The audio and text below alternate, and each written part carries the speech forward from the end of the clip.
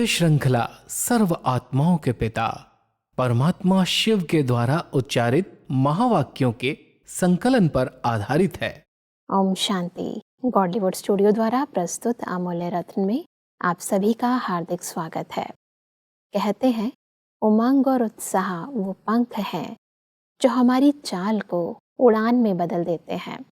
वास्तविकता में उत्साह हृदय की वो ऊर्जा, वो शक्ति है जो व्यक्ति को सफलता प्रदान करती है, जो खुशियों का दरवाज़ा खोल देती है, जो दुश्मनों को भी दोस्त बना देती है। उमंग और उत्साह के इन दिव्य गुणों को आज हम ईश्वरीय महावाक्यों द्वारा गहराई से समझेंगे और इन महावाक्यों के स्पष्टीकरण के लिए हमारे मध्य हैं प्रजापिता ब्रह्मा कुमारीज ईश्वरीय विश्वविद्यालय के वरिष्ठ राजयोगी शिक्षक आदरणीय राजू भाई साहब। सब आपका आज के एपिसोड में बहुत बहुत स्वागत है। सब आज हम बात करेंगे 22 फरवरी 1990 के महावाक्यों पर। इसका टॉपिक है उत्साह का चुंबक। सब ये महावाक्य परमात्मा द्वारा महाशिवरात्रि के शुभ पर्व पर उच्चारित किए गए हैं। परमात्मा कहते हैं कि सभी बच्चे दिल के उमंग उत्साह से त्रिमूर्ति शिव जयंती मनाने आए हैं। तो त्रिमूर्ति शिव बाप अर्थात ज्योतिर्बिंदु बाप बच्चों के मस्तक पर 3 बिंदियों का तिलक देख हर्षित हो रहे हैं। यह तिलक सारे ज्ञान का सार है। इन 3 बिंदियों में सारा ज्ञान सागर का सार भरा हुआ है। सारे ज्ञान का सार 3 बातों में है, परमात्मा, आत्मा और ड्रामा अर्थात रचना। आज का यादगार दिवस भी शिव अर्थात बिंदु का है। सब इन 3 बिंदियों के महत्व को शिवरात्रि के उपलक्ष्य में थोड़ा सा स्पष्ट करें। परमात्मा शिव को त्रिमूर्ति कहते हैं। 3 कर्तव्यों के आधार से उन्हें त्रिदेव त्रिमूर्ति कह करके हम सब याद करते हैं जी। रूप निराकार ज्योति बिंदु है और ज्योति बिंदु स्वरूप परमात्मा जब सृष्टि पर आते हैं तो हम बच्चों को भी बिंदु का ही ज्ञान देते हैं जी। जैसे परमात्मा का स्वरूप ज्योति बिंदु है, ऐसे आप आत्माएं भी बिंदु हैं। निराकार रूप में ज्योति बिंदु आत्मा है। और ये जो नाटक चल रहा है जिसको हम ड्रामा कहते हैं, इस ड्रामा में भी जो सीन आई और बीत गई उसको भी बिंदु कहते हैं। इसलिए 3 बिंदियों का तिलक इस यादगार पर्व पर परमात्मा हम सबको एक गिफ्ट के रूप में देते हैं जी। ये तीनों स्मृतियाँ आपको सदा बनी रहें। इसलिए त्रिमूर्ति शिव परमात्मा जिनकी निराकार रूप में बिंदु रूप में यादगार बनाई गई है, ज्योतिर्लिंगम को बिंदु रूप में ही पूजते हैं, तो परमात्मा हम सबको भी बिंदु की स्मृति दिलाते हैं। परमात्मा की कहते हैं कि सारा प्रकृति का खेल भी 2 बातों का है, एक बिंदु का और दूसरा लाइट ज्योति का। बाप को सिर्फ बिंदु नहीं लेकिन ज्योतिर्बिंदु कहते हैं। रचना भी ज्योतिर्बिंदु है और आप भी हीरो पाठधारी ज्योतिर्बिंदु हो, न कि सिर्फ बिंदु हो। और सारा खेल भी देखो, जो भी कार्य करते हैं उसका आधार लाइट है। परमात्मा को हम सिर्फ बिंदु नहीं कहते, ज्योतिर्बिंदु कहते हैं जी। तो जो ज्योति है, प्रकाश है, वही बिंदु स्वरूप में है। बच्चों को कह रहे हैं जो नाटक चल रहा है, सृष्टि नाटक, ये भी प्रकाश के आधार पर चल रहा है। तुम आत्माएं जो पार्ट बजा रही हो, अगर ये रोशनी नहीं है, प्रकाश नहीं है, तो बिंदु अपना पार्ट यथार्थ नहीं बजा सकती जी। इसलिए ज्योति बिंदु आत्मा है, परमात्मा भी ज्योतिर्बिंदु है और ये नाटक भी ज्योति अथवा प्रकाश के आधार पर ही चल रहा है जी। इसलिए परमात्मा, आत्मा, परमात्मा और ड्रामा 3 बिंदियों को ज्योति बिंदु कह करके स्मृति दिला रहे हैं कि ज्योति माना प्रकाश। जब प्रकाश स्वरूप आत्मा है, लाइट है, वो इस शरीर के अंदर पार्ट प्ले कर रही है। निराकार स्वरूप में परमात्मा लाइट है और ये नाटक लाइट के आधार पर ही चल रहा है जी। परमात्मा कहते हैं कि आज संसार में अगर लाइट फेल हो जाए तो 1 सेकंड में संसार नहीं लगेगा। जो भी सुख के साधन हैं उन सब का आधार क्या है? लाइट। रचयिता स्वयं भी लाइट है। आत्मा और परमात्मा की लाइट अविनाशी है। प्रकृति का आधार भी लाइट है, लेकिन प्रकृति की लाइट अविनाशी नहीं है। तो सारा खेल बिंदु और लाइट पर है। और ये नाटक जो प्रकृति का खेल चल रहा है वो भी लाइट है, लेकिन दो चीज़ें, आत्मा और परमात्मा अविनाशी लाइट है। जो इस सृष्टि नाटक में हम आत्माएं पार्ट बजा रही हैं, परमात्मा कहते हैं प्रकृति का रूप परिवर्तन होता रहता है, वो भी लाइट ही। जी। तो हम सब आत्माएं लाइट में रह करके, लाइट स्वरूप बन करके इस नाटक के अंदर जो पार्ट बजा रही हैं, ये प्रकृति का नाटक जो चल रहा है, इसमें भी अगर लाइट न हो तो संसार में खेल ही नहीं हो सकता। सारी ही उपलब्धियां जो हैं, साइंस के जितने भी साधन हैं, जो भी सुख की सामग्री है, वो सब लाइट के आधार पर चल रही है। जी। अगर लाइट फेल हो जाए, लाइट न हो, तो हम कुछ भी नहीं कर सकते हैं। ये आंखें भी कुछ नहीं देख सकती बिना लाइट के। जी। परमात्मा कहते हैं कि दुनिया वाले यादगार चित्र से जयंती मनाते और आप चैतन्य में बाप को अवतरित कर जयंती मनाते हो। तो शक्तिशाली कौन हुआ, बाप या आप? बाप कहते हैं पहले आप। अगर बच्चे नहीं होते तो बाप आकर क्या करते? इसलिए पहले बाप बच्चों को मुबारक देते हैं, मन के मोहब्बत की मुबारक। परमात्मा दो बातें कह रहे हैं। एक तरफ भक्त आत्माएं जो हैं, वो परमात्मा की यादगार में बिंदु का चिन्ह बना करके ज्योतिर्लिंगम की पूजा करते हैं, उसी को शिवरात्रि के रूप में यादगार मनाते हैं। जी। और परमात्मा हम सब बच्चों को कहते हैं, आपने तो निराकार परमात्मा को अवतरित करके, उनका आवाहन करके फिर चैतन्य रूप में यादगार मनाया, तो आप बड़े हो गए। परमात्मा अपने बच्चों को अपने से भी आगे रखते हैं कि भक्तों ने तो सिर्फ मूर्ति के रूप में उनको याद किया और आपने चैतन्य को ही ऊपर से नीचे उतार लिया। इसलिए परमात्मा भी कहते हैं बच्चे मेरे से बड़े हैं, बच्चे पहले हैं। बिल्कुल। आगे परमात्मा कहते हैं कि आप श्रेष्ठ आत्माओं की शुभ भावना के संकल्प में बहुत शक्ति है। आप एक एक श्रेष्ठ आत्मा का एक एक शुभ संकल्प वायुमंडल की सृष्टि रचता है। संकल्प से सृष्टि कहते हैं ना, यह शुभ भावना का शुभ संकल्प चारों ओर के वातावरण अर्थात सृष्टि को बदल देता है। इसलिए आने वाली आत्मा को सब अच्छे ते अच्छा अनुभव होता है, न्यारा संसार अनुभव होता है। सब संकल्प से सृष्टि, इस वाक्य के महत्व को थोड़ा स्पष्ट करें। वैसे भी कहावत है कि संकल्प से सृष्टि रची जाती। तो परमात्मा कह रहे हैं आप बच्चों के पास जो शुभ संकल्प हैं, श्रेष्ठ संकल्प हैं, उससे वायुमंडल वाइब्रेशन चेंज होते हैं, परिवर्तित होते हैं। जहाँ पर आप ऐसी पवित्र आत्माएं ऐसे शुभ संकल्प करती हो, उस स्थान का वायुमंडल इतना पावरफुल, इतना शक्तिशाली बन जाता है, जो उस स्थान पर आने वाली आत्माओं को अनुभव होता है कि ये कोई न्यारा अलौकिक स्थान है। जी। कि आप बच्चे जो शुभ संकल्प करते हो, पवित्र संकल्प करते हो, इसका एक वायुमंडल बनता है, वातावरण बनता है, और उस वातावरण में नई सृष्टि की जैसे उत्पत्ति हो जाती। हर एक आत्मा को अनुभव होता है कि ये वातावरण बहुत शक्तिशाली है, अलग प्रकार की ये दुनिया है। तो यहाँ जो भी आते हैं, जब परमात्मा का अवतरण होता है, कोई नए भी अगर बच्चे आ जाते हैं, तो वो ये अनुभव करते हैं ये अलग संसार है, दुनिया में अलग प्रकार के लोग हैं, यहाँ अलग है। तो अलग अनुभूति कराने के लिए जो अलौकिकता का अनुभव हो रहा है, उसका कारण है आप बच्चों ने अपने शुभ संकल्प से ऐसी सृष्टि वायुमंडल में निर्माण की है। परमात्मा आगे कहते हैं कि सेवा का अर्थ क्या हुआ? उत्सव मनाना अर्थात उत्साह में लाना। कोई भी चाहे स्थूल कर्म करते हो, चाहे वाणी द्वारा, चाहे संकल्प द्वारा करते हो, लेकिन ब्राह्मण आत्माओं के हर सेकंड, हर कार्य, हर संकल्प, हर बोल उत्सव हैं, क्योंकि उत्साह से करते हो और उत्साह दिलाते हो। स्मृति से कभी भी थकावट नहीं होगी, बोझ नहीं लगेगा, माथा भारी नहीं होगा, दिल शिकस्त नहीं होंगे। परमात्मा हम सबको उत्सव जो मनाए जाते हैं उसका एक और भी आध्यात्मिक रहस्य बताते हैं। कोई भी उत्सव मनाते हैं तो बड़े उमंग उत्साह में आ जाते हैं, खुशियों में आ जाते हैं, और जहाँ उत्साह होता है वहाँ थकावट नहीं होती, किसी भी प्रकार का भारीपन अनुभव नहीं होता है। परमात्मा कह रहे हैं आप बच्चों के जो संकल्प हैं, जो बोल हैं, जो कर्म हैं, उन सब में उत्साह भरा हुआ है। और आपके संकल्प से, आपके बोल से अन्य आत्माओं में भी उत्साह आ जाता है। जी। इसलिए कोई भी आत्मा थकती नहीं है सेवा करने में।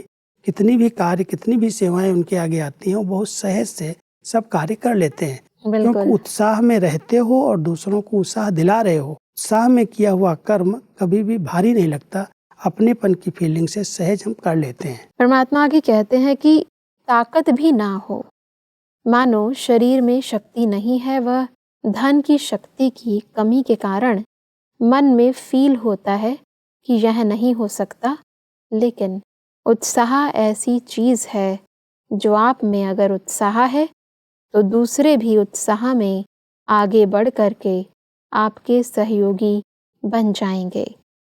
धन की कमी भी होगी तो कहाँ न कहाँ से धन को भी उत्साह खींच कर लाएगा। उत्साह ऐसा चुंबक है जो धन को भी खींच कर लाएगा, साथियों को भी खींच कर लाएगा, सफलता को भी खींच कर लाएगा। सब उत्साह की इस शक्ति के महत्व को थोड़ा स्पष्ट करें। कई बार कोई आत्माएं सेवा करना चाहती हैं, बहुत बड़े बड़े कार्य के निमित्त बनना चाहती हैं, लेकिन अगर उनका शरीर साथ नहीं देता है, उनके पास धन की शक्ति नहीं है, तो सोचने लगते हैं कि ये कार्य मैं कैसे कर सकूंगा। परमात्मा कह रहे हैं, अगर मान लो आपके पास शारीरिक शक्ति नहीं है, कमज़ोर है शरीर, या आपके पास धन की शक्ति नहीं है, लेकिन आप में अगर उत्साह की विशेषता है, बहुत अच्छे उमंग उत्साह वाले हो, कई आत्माएं आपके सहयोगी बन जाती हैं।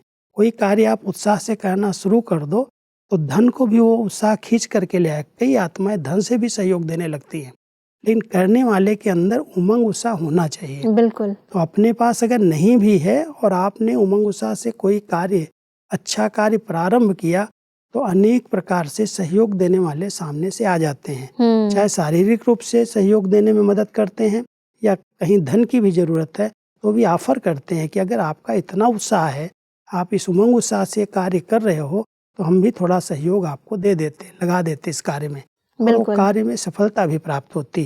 तो परमात्मा कहते सहयोग को भी खींच के लाता है उत्साह, सफलता को भी खींच करके ले आता है। इसलिए उत्साह कभी भी कम नहीं होना चाहिए, उत्साह एक चुंबक है। परमात्मा की कहते हैं कि भक्ति में कहते हैं ना, हिम्मत उत्साह धूल को भी धन बना देता है, इतना परिवर्तन हो जाता है। उत्साह ऐसी अनुभूति है जो किसी भी आत्मा की कमजोरी के संस्कार का प्रभाव नहीं पड़ सकता।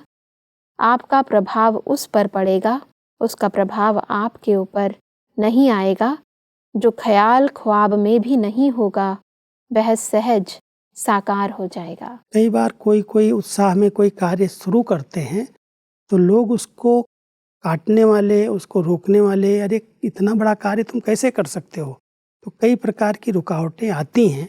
लेकिन अगर कोई व्यक्ति बहुत उत्साह में रहता है तो बड़े असंभव कार्य भी तो उत्साह के आधार से सहज संभव कर देता है जी। क्योंकि जब वो करने लगता है, अपनी धुन में लग जाता है, तो सहयोग देने वाले अपने आप सामने आ जाते हैं। दुनिया में भी ऐसे कई मिसाल हैं कि एक व्यक्ति को अगर उत्साह आ गया, मैं अभी कुछ समय पहले बिहार गया था, वहाँ पर एक व्यक्ति गरीब परिवार रहता था और उसको अपनी पत्नी बीमार हो गई, उसको हॉस्पिटल ले जाना था।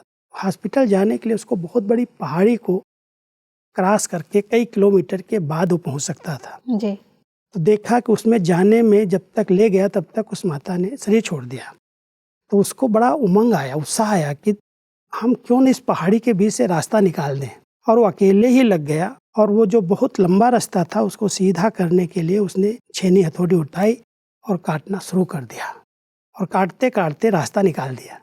अब वो पूरे गांव वाले के लिए फायदा होगा। पहले लोग समझते इतने बड़े पहाड़ को ये कैसे काटेगा, लेकिन अभी वहाँ उसकी यादगार बनी हुई थी। इस व्यक्ति ने यहाँ पर अपनी मेहनत से, अपने उमंग उत्साह से बहुत सहज रास्ता बना दिया। बिल्कुल। तो कोई भी कार्य, संभव कार्य भी संभव किए जा सकते हैं अगर उत्साह है तो। बिल्कुल। भले कितने भी लोग कहेंगे कैसे करेगा, पागल तो नहीं हो गया, ये हो गया, बहुत सारी रुकावटें आती हैं, लेकिन अगर उसके अंदर उत्साह है तो कोई भी कार्य मुश्किल नहीं है, उसको सफलता मिल ही जाती है। जी। परमात्मा आगे कहते हैं कि ब्रह्मा बाप की विशेषता क्या रही, कोयले उठाने होंगे तो भी उत्साह से उठाएंगे, मनोरंजन करेंगे। क्योंकि बाबा के पास जो भी कार्य, उस समय शुरू में कोई नौकर नहीं थे, कोई भी प्रकार की ऐसी सुविधाएं नहीं थी, स्थूल कार्य होते थे और बाबा खुद उत्साह से उस कार्य में पहले आगे आ जाते थे और जब वो खुद करने लगते थे सब बच्चों का सहयोग मिल जाता था। कई ऐसे कार्य हुए। एक बार हमारी दादी जी ने यहाँ पर एक कोयला आता था, ट्रेन में पूरा कोयला आया और कोयले के दिनों में जब यहाँ ट्रेन आई पूरा कोयला भर करके, तो उस समय छुट्टी थी मजदूरों की, होली के दिन थे, तो वहाँ से नोटिस आती है कि 2 दिन में ट्रेन खाली होनी चाहिए, नहीं तो इतनी पेनल्टी लगेगी। तो हमारी दादी जी को बड़ा उमंग उत्साह रहता था, तो उन्होंने क्लास में कहा करके, देखो एक हनुमान इतना शक्तिशाली था जिसने अपनी हथेली पर रातों रात हिमालय से संजीवनी लाने के लिए पूरे पहाड़ को उठा करके पहुंच गया लंका में। और ये छोटी सी ट्रेन और हमारे पास इतने सब महारथी बाबा के बच्चे पवन पूत बैठे हैं, बाल ब्रह्मचारी कुमार हैं, और एक छोटी सी ट्रेन का कोयला क्या बड़ी बात है, चलो अभी भी खाली करके आते। उन्होंने इतना उत्साह दिलाया, इतना उमंग उत्साह दिलाया, जो गए पूरा कोयला खाली करके एक ही दिन में ऊपर लेकर के आ गए। तो ऐसे कई उदाहरण हमने देखे। दादी के अंदर जो उमंग उत्साह था उससे बड़े बड़े कार्य बिना कोई खर्चे के, बिना कोई मेहनत के सहज रीति से खेल खेल में कर लिए। तो बाबा ये स्मृति दिलाते हैं कि अगर बच्चों में उमंग उत्साह है तो कितना भी बड़ा विश्व परिवर्तन का महान कार्य है वो बहुत सहज रीति से आप कर सकते हो। ऐसा परमात्मा कहते हैं कि कुछ भी हो जाए लेकिन बाप और सेवा से कभी भी किनारा नहीं करना है। याद करने में व पढ़ाई पढ़ने में मन नहीं भी लगे तो भी ज़बरदस्ती सुनते रहो, योग लगाते रहो, ठीक हो जाएंगे।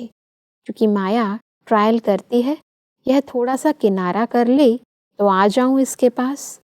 इसलिए कभी किनारा नहीं करना, नियमों को कभी नहीं छोड़ना, अपनी पढ़ाई, अमृत वेला, सेवा, जो भी दिनचर्या बनी हुई है उसमें मन नहीं भी लगे लेकिन दिनचर्या में कुछ मिस नहीं करो। वैसे अक्सर ऐसा होता है कि इंसान हतोत्साहित हो जाता है, कभी कुछ गलती हो जाती है तो उसके कारण कई बार पढ़ाई से भी विमुख हो जाता है। तो इस परेशानी से दूर होने का ये जो उपाय परमात्मा ने बताया है, इसको थोड़ा और स्पष्टता से बताएं। बहुत सुंदर उपाय है। कई बार हमारा योग नहीं लगता, मान लो हम अमृत बेले उठ जाते हैं, मन एकाग्र नहीं होता, सुस्ती आती है, कोई कारण है, कोई शरीर की भी बीमारी हो सकती है, कोई कारण हो सकता है। हम मुरली सुनने बैठते हैं, मुरली में भी मन भटकता है, इधर उधर जाता है। तो परमात्मा कह रहे हैं कोई बात नहीं, कोई कारण बनते हैं, आप किनारा नहीं करो। पढ़ाई से, बाबा से, परिवार से, सेवाओं से किनारा कर लोगे तो माया को आने का चांस मिल जाएगा जी। जो हमारे ईश्वरीय नियम बने हुए हैं उसको आप पालन करते चलो, मन लगे या न लगे। मेहनत से मुझे बैठना ही है, मुझे योग करने के लिए बैठना ही है स्थान पर, तो स्थान पर आकर के बैठ जाओ। मुरली सुनने के लिए मुरली के नियम पूर्वक टाइम पर आकर के बैठ जाओ, तो अपने आप धीरे धीरे धीरे धीरे मन लगने लगेगा। 1 दिन, 2 दिन, 3 दिन थोड़ी मेहनत करनी पड़ती है, लेकिन जब रस आ जाएगा तो नेचुरल हो जाएगा। इसलिए परमात्मा हम सबको कह रहे हैं कभी भी ये नहीं सोचो मेरा योग तो लगता नहीं है, मुझे मजा ही नहीं आता मुरली के अंदर, मैं क्या रस लूं। लेकिन आप नियम पालन करो। नियम में भी अगर बंद करके रहोगे तो नियम का भी एक बल होता है, माया से आप बच जाओगे। अगर नियम ही तोड़ दिया तो माया तो कहीं भी आपका बदला लेगी, चांस लेगी, वो तो किनारा करने के लिए बैठी हुई है। बिल्कुल, इसलिए परमात्मा कहते हैं कि भारत में कहते हैं जितना कायदा उतना फायदा। तो ये जो कायदे बने हुए हैं, नियम बने हुए हैं, उसको कभी भी मिस नहीं करना है। परमात्मा आगे कहते हैं कि सदैव यह अनुभव करो कि जो भी मर्यादाएं व नियम बने हैं उसको बनाने वाले हम हैं। आपने बनाया है या बने हुए मिले हैं, लॉ मेकर्स हो या नहीं। ऐसा परमात्मा हमें लॉ मेकर्स कहते हैं। इसको थोड़ा सा स्पष्ट करें कि ये मर्यादाएं जो हैं ये स्वयं परमात्मा ने हमारे लिए बनाई है या हमने ये मर्यादाएं बनाई हैं। जो श्रेष्ठ कर्म हम सब ने करना शुरू किया, ब्रह्मा बाबा ने जो श्रेष्ठ कर्म किए, जो हमारे निमित्त दादियों ने श्रेष्ठ कर्म किए जी, वो कर्म ही हमारे लिए मर्यादाएं बन गई, वही हमारे लिए नियम बन गए। परमात्मा ने कोई हमारे लिए ऐसे नियम बनाए नहीं, लेकिन हम आत्माओं ने अपनी उन्नति के लिए जो श्रेष्ठ पुरुषार्थ किया, दादियों ने किया, बाबा ने किया, जो फ्रंट लाइन में निमित्त आत्माएं रही उन्होंने जो किया, वो सारे ब्राह्मण परिवार के लिए कायदा बन गया, वो नियम बन गया। जो हमारे बड़ों ने किया है, तो उनको पालन करते करते हम भी उनके समान बन जाएंगे। इसलिए परमात्मा यहाँ कह रहे हैं कि लॉ मेकर्स हो आप सब, दुनिया के लिए, सबके लिए, जो आने वाली जनरेशन है ब्राह्मण परिवार में भी, उन सब के लिए आप लॉ मेकर्स हो। जो कर्म आप करोगे आपको देख करके, नियम समझ करके लोग पालन करेंगे जी। इसलिए यहाँ पर परमात्मा हमारा ध्यान खिंचवाते हैं। जो पुराने निमित्त आत्माएं हैं, जो भी अमृत वेले उठती हैं, मुरली क्लास करती हैं, अपने नियमों पर दृढ़ रहती हैं, मर्यादाओं को संपूर्ण पालन करती हैं, तो वो सबके लिए लॉ मेकर्स बन जाती हैं। उनको देख करके सब लोग चलना शुरू कर देते हैं। जी, परमात्मा कहते हैं कि बाप के रूप में याद, शिक्षक के रूप में पढ़ाई और सतगुरु के रूप में प्राप्त वरदान कार्य में लगाना, यह तीनों में नंबर 1 चाहिए। वरदान तो सबको मिलते हैं ना, लेकिन समय पर वरदान को कार्य में लगाना, इसको कहते हैं वरदान से लाभ लेना। तो यह तीनों ही बातें चेक करना कि आदि से अब तक इन तीनों बातों में कितना पास रहे, तब विजय माला के मणके बनेंगे। परमात्मा विजय माला में आने की बड़ी अच्छी सरल विधि बता रहे हैं कि जो परमात्मा ने 3 रूपों से हमारी पालना की है। बाप रूप से इतनी सब प्राप्तियां कराई हैं, शिक्षक रूप से शिक्षाओं से सजाया है, सतगुरु के रूप से इतने सब वरदान दिए हैं। तो उन शिक्षाओं को, उन वरदानों को हम अपने कार्य में लगाएं, उनको अपने स्वरूप में लाते चलें। तो जितना वो हमारे स्वरूप में आती जाएंगी, प्रैक्टिकल उनका हम स्वरूप बनते जाएंगे, उतना हम पास विद ऑनर बन सकते हैं, विजय माला में आ सकते हैं। क्योंकि विजय माला में आने के लिए और कोई अलग से पुरुषार्थ नहीं है। जो परमात्मा ने सब बच्चों के लिए एक जैसी पढ़ाई है, शिक्षाएं दी हैं, एक जैसे वरदान दिए हैं। जितना जिसने उस वरदानों को अपने जीवन में धारण किया, शिक्षाओं को अपने जीवन में उतारा, उतना वो पास हो गया, आगे आ गया। इसलिए परमात्मा कहते हैं विजय माला में आने के लिए केवल यही पुरुषार्थ करते चलो। बिल्कुल भाई साहब, आज हमने जीवन में उमंग उत्साह का क्या विशेष महत्व है उसको बहुत ही स्पष्टता से समझा। स्पष्टीकरण के लिए आपका बहुत बहुत धन्यवाद। ओम शांति। दर्शकों, आज के महावाक्यों में परमात्मा ने कहा कि सदा स्मृति रहे कि हमारी शुभ भावना व शुभकामना के संकल्प में इतनी शक्ति है जो संपूर्ण सृष्टि व वातावरण को भी बदल सकती है। परमात्मा ने कहा कि सेवा का अर्थ है उत्सव मनाना और उत्साह में रहना। हमें हर संकल्प, हर बोल और हर कर्म में हर सेकंड उत्साह में रहना है। परमात्मा ने कहा कि उत्साह एक ऐसा चुंबक है जो धन को, सर्व के सहयोग को व सफलता को भी खींच ले आता है। दर्शकों, आज के महावाक्यों से संबंधित यदि आपके मन में कोई भी प्रश्न है तो आप हमें ईमेल कर सकते हैं। हमारा ईमेल आईडी है amulyaratna@godlywoodstudio.org। अगले एपिसोड में एक और अव्यक्त वाणी के साथ आप सभी के समक्ष हम फिर हाजिर होंगे। तब तक के लिए लेते हैं इजाजत। ओम शांति। मुख्य सार।